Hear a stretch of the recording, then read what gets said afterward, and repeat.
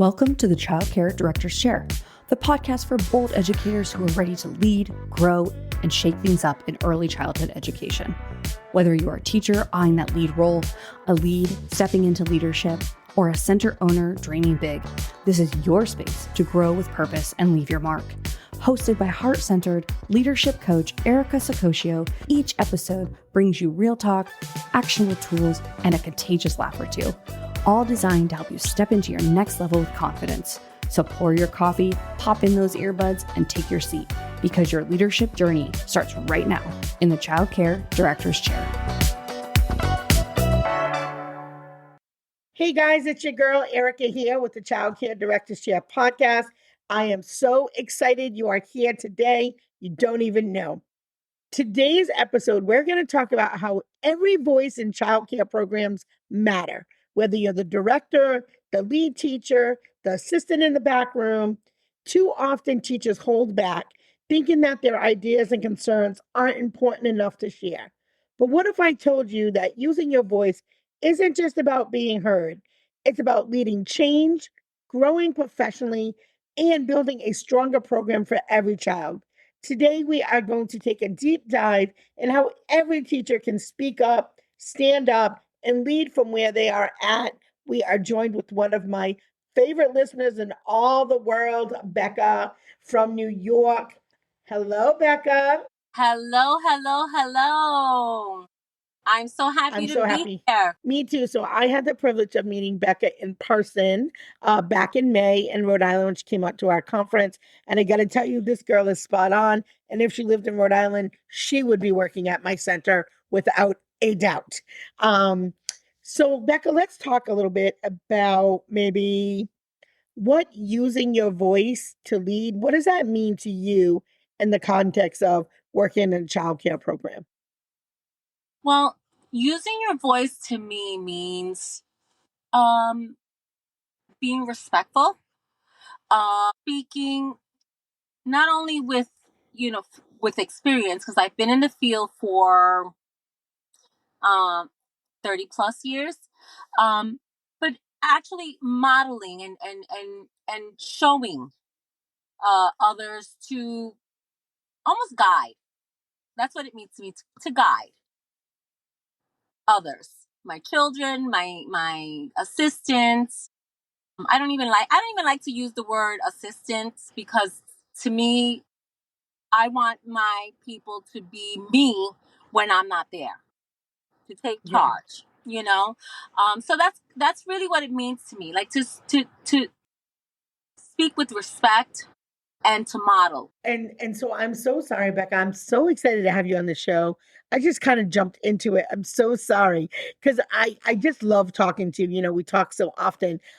Tell folks a little bit about, who you are, how you got in the field, and that. Like, tell people that so they can get a sense of who you are. Well, my name is Rebecca, and I've been in the field for 30 plus years. I started actually in mandated program, and this was a program based out of the courts for parents who were addicted to drugs. It was my passion. I started it as an infant teacher. These poor babies used to come out of the womb 1 pound, and once they hit 5 pounds, they were in the program. So I had tiny babies. Then from there, I became the supervisor of that program after about 5 years, and I ran the whole nursery. I loved the program. I saw what the parents got out of it. I also led parenting classes because they did need it. And then after that, unfortunately, the program closed because of funding, of course. And I was at that job for 15 years. Then after that, I decided to open up my own daycare. But unfortunately, it was just so much red tape for me. Just so much red tape. I ended up opening up a restaurant instead. Not that it was easier, but it was a people thing for me. I don't know. It was just a people thing for me. Um, then the business is still running up and running, and I just decided to come back into the field.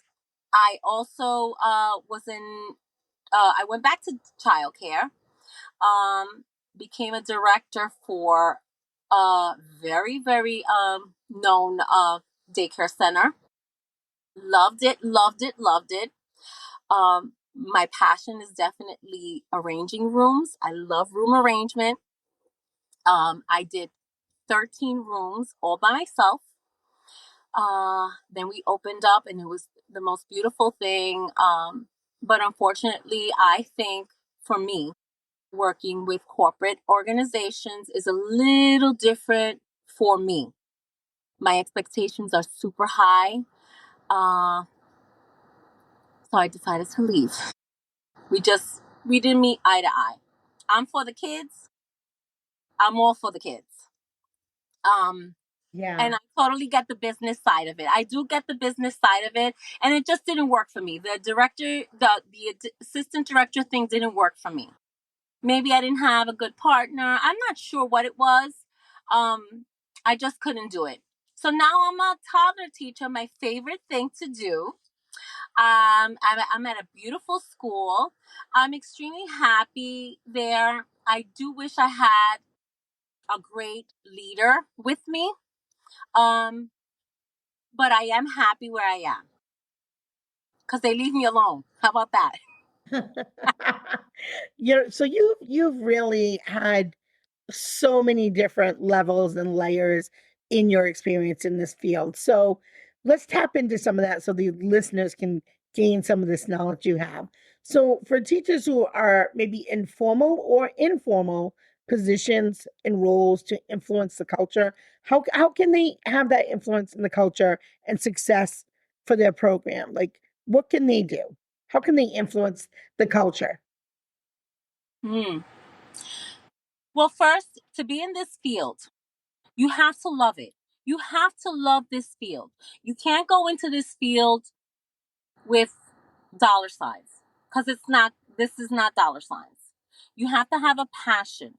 You have to really know early education. You have to really dive deep into learning, wanting to learn about children and what works for children. Look at your classroom. Sometimes you can walk in those classrooms and you can see a great teacher, and not because she's teaching them the ABCs and one, two, threes, just because of the classroom setup, the way the children are, the way the children speak to one another, the artwork that goes up. To just educate yourself in early childhood. There's a difference between a daycare setting and knowing early childhood. We're not babysitters. If that's what you want to do, that's on you. You're not going to be happy. You're not going to be happy. You have to get into the mind of a child. And also, don't forget when you were a kid, which a lot of people do forget. You'll know a great leader just by looking at them. You'll know a great leader by looking at them, listening to them, and looking at their classroom and their children, most importantly. Yeah. I was talking with a teacher the other day, and we were talking about this whole, hierarchy that unfortunately is in early childhood education, or just education in general. And I said to her, I said, sometimes when, a teacher assistant might be sweeping the floors and cleaning the tables, they might think like what they're doing is so insignificant. And it isn't. And I said to her, I said, when I am the owner and I look at that person who has done that without me asking them, that tells me that they care if the kids are healthy and safe, that they are somebody who helps me with making sure nobody gets hurt and slips on the floor and either workers' comp or liability. Sure. And it shows that they have initiative. So you could influence a culture by literally just setting the standard that in your classroom, it's clean, it's organized. We care about safety. We care about each other. We care about our community. And something as simple, and it might seem so simple, but when you're doing that in your classroom, whether it's you're taking turns with your lead, or that's what I see as an owner. That's what I see as a director. Somebody who takes initiative and somebody who cares about high quality.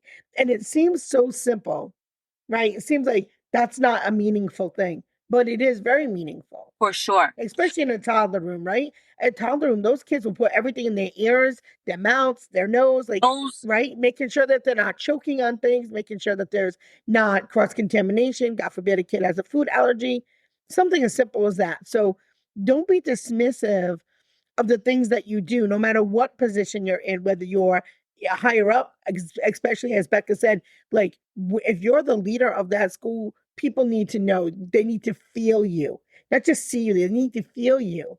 They need to feel your 100%. presence. Yeah. 100%. Yeah. I will Can say you, this. go ahead, Becca. Oh, I will say this. When I do get an assistant in for that almost for a whole entire month, I actually let that assistant develop a relationship with the children. I don't want an assistant changing diapers yet. I want them to follow me, my procedures, how I get things done, so that when I'm not there, I know that it's getting done. So, I know that with a lot of classrooms, an assistant comes in and they're like, okay, go change 5 diapers. And most of the time, a lot of the assistants don't have the experience. And we expect so much from these assistants. And then, the teachers are like, oh, she doesn't know how to do it. Yeah. Don't send an assistant to do something that you already know how to do. Let her follow you. And that is my motto. I do it for an entire month. I always say, please enjoy the kids. I got this. Yeah. I just want you to watch me, see how I do things, and enjoy the children. Have fun. I want you to get to know them. Because if you don't develop a relationship with the children, you're going to have an awful classroom. You're going to have an awful classroom. And Especially a toddler room, especially in a absolutely, toddler room. absolutely, especially in a toddler room. And get them engaged, let them help you. They love that. I tell you, I wish that it wasn't nap time because I would take you into my classroom right now. So that's my take. Yeah, I love that, and what a way to show respect too. Like you're setting the tone right away that we're a partnership. This isn't I tell you what to do and you're my servant and do all like the things I don't want to do. Hmm. And yeah, you're right. Like think about all the ways that or all the times that the teachers have to interact with kids and maybe them watching you how you change the diaper because I'm sure at that changing table you're interacting with the child and you're telling them what you're doing and well this might be cold and all that language that happens during diaper changing, so they're learning how to not only do the mechanics of it but that relationship part of it as Right. well you know That's how scary is that for a toddler like, if they don't know you, right? right. Hmm. Day one, I don't know you. You're picking me up out of nowhere, which of course is stranger danger time for toddlers. And then I'm going to take off your clothing. Like, just think about that from a child's perspective. So, yeah, I love that, you say, like, let them make the relationships and know that they feel safe and that they're trusted before, you're asking them to do that. Yeah, For great, sure. great insight. Um, what do you think some barriers teachers might face when it comes to sharing their ideas or concerns, and maybe how can they overcome them? Because we're both from the East Coast, so we're not shy here. So for our friends who might be shy, Question for me. Um, but what I will say, when I do get someone who I know right off the bat, like they're afraid to talk to me. I could be a little bit rough around the edges. It's just where I'm from, and I always let the girls know I'm not angry. I just talk loud. I'm just whatever you need to say, please just tell me. Ask me. There are no silly questions. No, I want you to feel comfortable with me. And I mean, basically, that's it for me. I mean, I like you said, set the tone. I know how I come off sometimes. So I kind of let them know I'm not yelling. I'm just loud. Um, Yeah. Tell me whatever. There are no silly questions. Ask me any question. There are no dumb questions. I'd rather you ask me than make the mistake. I'd rather you just ask me. And, Yeah. for the most part, I believe everybody's comfortable in my classroom. And I do get a lot of assistance, here and there. As a matter of fact, the assistant that I had, the one that I took to with me to Rhode Island, we established a relationship right away, and she was extremely shy. And Yeah. I could tell. And I said, I want you to feel comfortable and kind of like, we just shoot the breeze sometimes. At lunch I would bring her coffee or whatever just to break the ice. Cause listen, I was there once, we were all there once. We all walked into the classroom and sometimes it wasn't a happy thing. Mm-hmm. So I want everybody to feel comfortable with me. I prefer Yeah. that. So how do you think encouraging voices in a program impact teacher morale and retention? I think it's wonderful. I would love to see that more often. And I think that when you have a director that can really just I can't even find the words for it right now. But I think that if we had our meetings and stuff like that, through meetings and getting together and encouraging others to really speak up and to say what you feel. It doesn't always have to, it's not always going to be nice. you know that's how we change. That's how we grow. And you want people to give their feedback and their opinions, and I love to learn from others as well. So just speak up. From a director perspective, I feel like I love getting feedback. I love when my team tells me, "Hey, you really screwed that up," or "Hey, I know that was tough, but you handled that great." Like, directors that are listening, like, be open. Ask your team, like, how am I doing? Like, because again, like Becca said, it's the only way you're going to grow, and it's the only way that you can build that trust with your teachers and your team. If they're just like scared to tell you anything, that you're not going to go very far. And it reminds me of the John Maxwell. He talks about, the law of the lid, and your program and your team can only go as high as that lid, and you're the lid. So For when you're sure. communicating with your team and getting that feedback from them, you're pushing that lid, not just for you, but the folks that are under your care. So ask those questions. Totally agree. But I will say this, a lot of directors are not really receptive to it.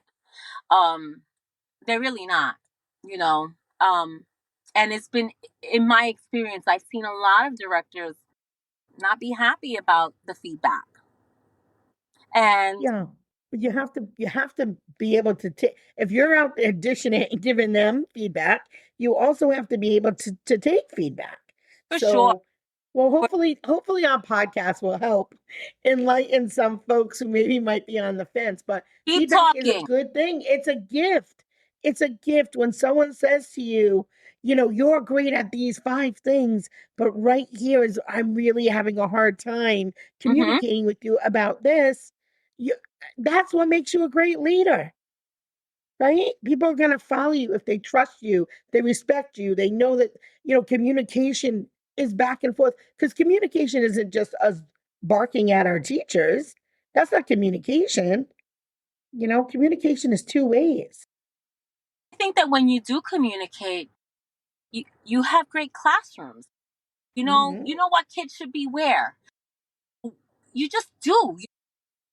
You have to communicate. You can't just you know, see a board full of names and say, okay, well, this one's going to go in this room and this one's going to go in that room. You have to communicate with the teachers, and teachers have to communicate with each other as well.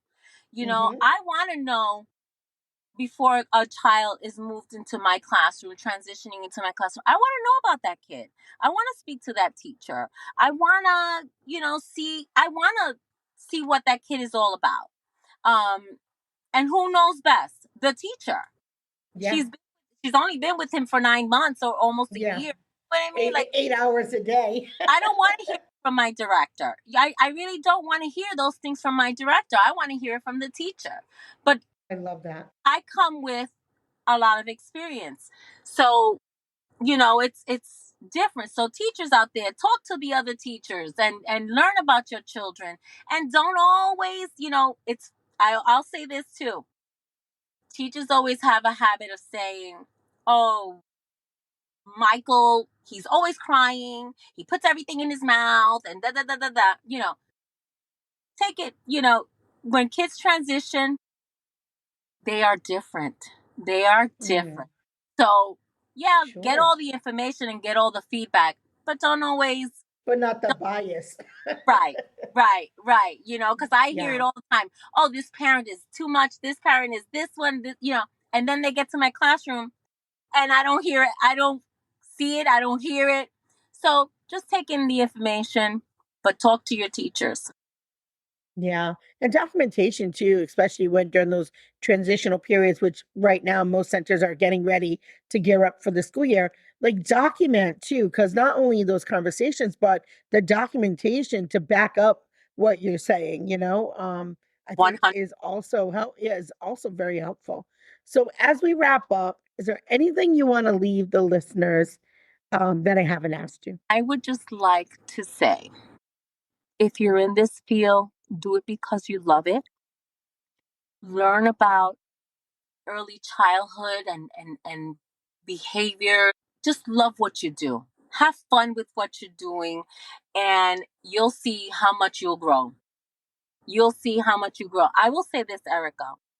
I've been in the field for 30 plus years, and I I'll say 32 years because my son is 33. 32 years, and it's now, probably about 2 years ago, that I'm really, really learning. So never stop learning. Never stop learning. Every day is a learning experience, for sure. Yeah. Yeah, I agree with that. I love learning. I think everybody who listens to this podcast is also loving to learn because that's why they tune in daily. So for those of you who are listening, if you're ready to stop sitting by the sidelines and start leading with your own voice, join the ECE Trailblazers program coming soon. Will help you build your leadership skills, own your growth, and become the leader your classroom and program need. And a quick shout out to today's sponsor, Jackrabbit Care, your one-stop shop for classroom management, billing, skill tracking, and more. So head on over for a free demo and don't forget to tell them that Erica from the Childcare Director's Chair podcast sent you. If you love today's episode, hit that subscribe button, leave a review. And Becca, I love you. And when you're ready to move to Rhode Island, you are my topic teacher. Listen, I would love to. Thank you. I would love to Thank you have for you. everything. Thank you for sharing your knowledge with us today. Have a great day. Bye. That's a wrap for this episode of the Childcare Director's Chair, where we believe leaders aren't born, they're grown. If something sparked for you today, share it, shout it out, or pass it along to the next bold changemaker in childcare. Don't forget to subscribe, leave a review, and stay connected with Erica Sacosio for more real talk leadership tools and a whole lot of inspiration. Until next time, lead with heart, grow with fire, and always remember, the chair is yours. Now own it.